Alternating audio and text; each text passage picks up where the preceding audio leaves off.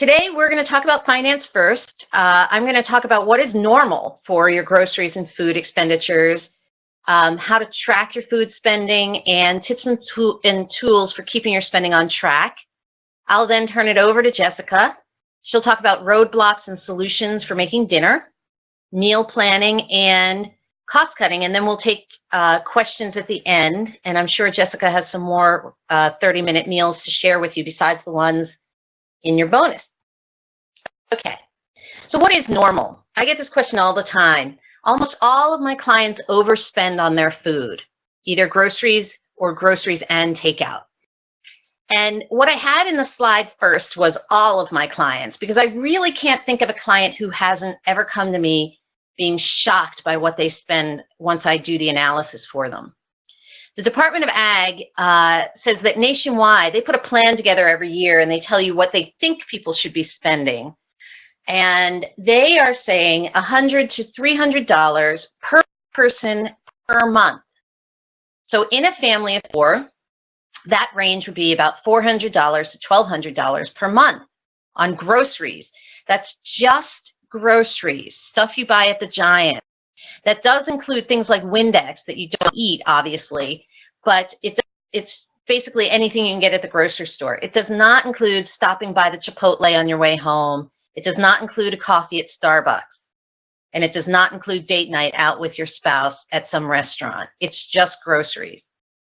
So in a metropolitan area like the one we live in, probably on either coast too, it's more like $200 to $300 per person per household.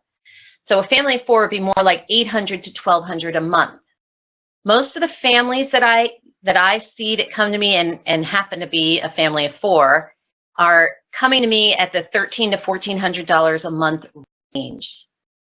It's crazy. I get a lot of couples that come to me and they're spending $600 and $700 a month on food.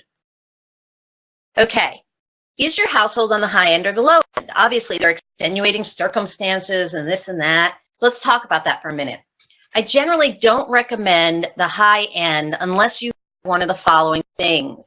Teenage boys at home, that is not a myth or a wives' tale. They will eat you out of house and home. You always take your lunch to work and never buy lunch out. Okay, so what we're talking about is that you need groceries for 3 prepared meals a day for everybody in your family, right? Even school-age kids, if they don't buy lunch or whatever they call it at school, you have to prepare a lunch for them.